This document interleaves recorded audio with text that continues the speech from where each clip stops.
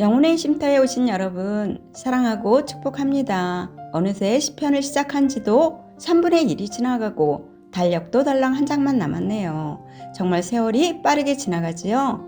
날씨가 많이 추워졌어요. 건강에 유의하시기 바랍니다.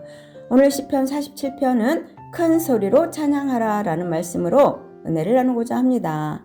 47편은 온 땅을 통치하시는 하나님의 왕권을 찬양하는 찬송시예요. 특별히 시편 47편은 새해 첫날에 하나님이 이스라엘의 왕이 되신 것을 고백하고 감사하는 신년제라는 행사에서 낭독했던 시편이에요. 그래서인지 1절에서 선포하는 말씀이 참으로 멋있지요.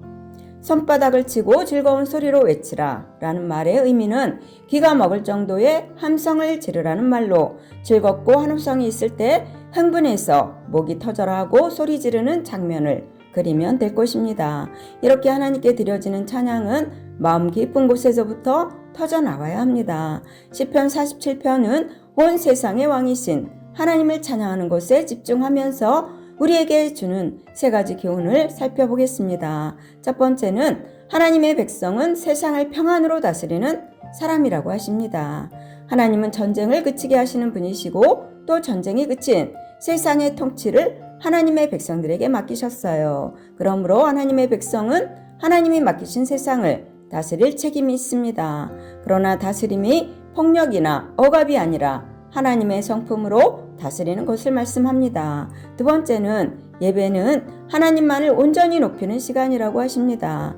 47편에 예배의 목적이 무엇인지 분명하게 보여주고 있어요. 찬양하라는 명령과 하나님에 대한 수식어는 하나님을 높이기 위해 붙이는 것입니다. 그러므로 이 시편이 말하는 예배의 주인공은 오직 하나님 한 분뿐이세요. 시편 47편은 우리에게 예배의 목적과 찬양의 목적을 가르쳐주고 있어요. 예배와 찬양은 온전히 하나님만을 높이는 시간이에요. 그래서 시편 47편은 우리에게 우리가 하나님만을 높이고 있는지 아니면 하나님이 아닌 다른 무엇인가를 하나님 자리에 놓았는지를 묻고 있습니다. 세 번째는 하나님의 보좌는 우리의 마음이다 라고 하십니다. 본문은 하나님의 성전의 보좌에 앉으셨음을 선언합니다. 보좌는 단순히 언약궤만 가리키고 있지 않죠? 성령 하나님이 내주하시는 우리의 마음이 하나님의 보좌가 될 수도 있어요. 그러므로 우리 마음을 하나님께 내어드릴 때부터 하나님의 통치는 시작됩니다. 사람들은 누군가를 칭찬하거나 자랑할 때 그 이유를 알립니다. 우리도 하나님이 행하신 일을 찬양할 때 마찬가지예요. 하나님이 행하신 일을 구체적으로 자랑하는 것이야말로 진정한 찬양입니다. 그러므로 온 백성들에게 손바닥을 치고 하나님을 향해 즐거운 소리로 외치라고 명령합니다. 손바닥을 치고 즐거운 소리로 외치는 행동은 하나님을 높이는 자세예요. 하나님은 마땅히 찬양 받으셔야 할 뿐이세요. 1절로 2절에서 시인은 만민을 향해 손바닥을 치고 즐거운 소리로 하나님께 외치라고 하십니다. 지존하신 하나님께서 큰 왕이 되신 것을 함께 즐거워하며 축하하라 합니다. 찬양은 적극적으로 인도하시는 것과 회중들의 호응이 만날 때 뜨거워집니다. 사람들은 기쁘고 축하할 일이 생겼을 때 행동과 마음의 즐거움을 표현하듯 하나님을 향해 드리는 찬양도 손뼉을 치며 적극적으로 찬양해야 합니다. 3절로 4절에서 시인은 하나님은 온 세상의 통치자이시며 주권을 행하시는 분이므로 찬양을 받으시기에 마땅하십니다. 하나님은 세상 만민을 이스라엘의 발 아래 두고 굴복하게 하셨어요. 이스라엘을 위해 기업을 택하셨습니다. 하나님은 당신의 백성들을 위해 주권적으로 역사하시는 분이세요. 가장 좋은 길과 평안의 길로 인도하십니다.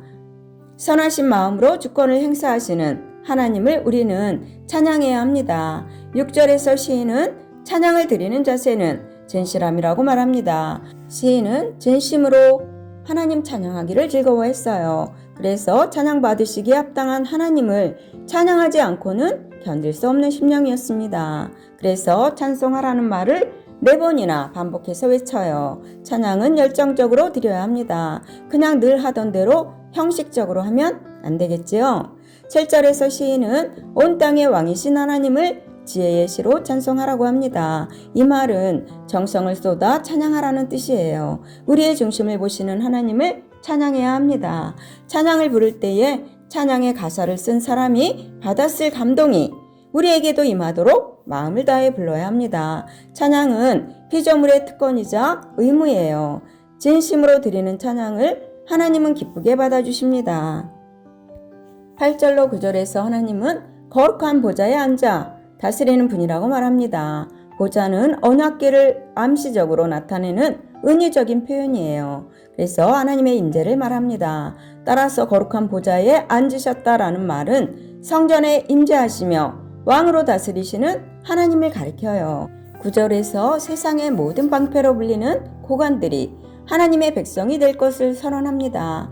창세기에서 아브라함이란 이름을 아브라함으로 그 안에 사레를 사라라 하고 이름을 바꿔 여러 민족의 아버지가 되게 하신다는 약속이 이루어지는 것입니다. 이제 하나님은 이 약속의 말씀과 같이 유대인뿐 아니라 온 세상의 하나님이 되시고 세상 모든 사람에게 높임을 받으실 것입니다.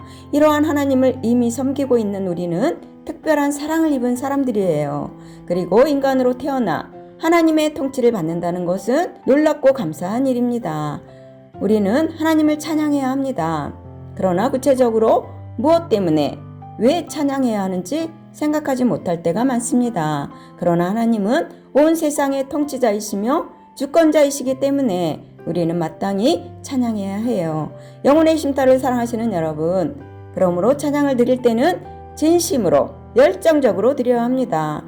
찬양 받으시기에 합당한 하나님을 큰 소리로 찬양하며 널리 자랑해야 할 것입니다. 그래서 시편 마지막 150편은 할렐루야 그의 성소에서 하나님을 찬양하며 그의 권능인 궁창에서 그를 찬양할지어다 라고 하면서 호흡이 있는 자마다 여호와를 찬양할지어다 할렐루야 라고 마칩니다. 이러한 은혜가 여러분 가운데도 임하시기를 예수님의 이름으로 축원합니다. 아멘. 감사합니다.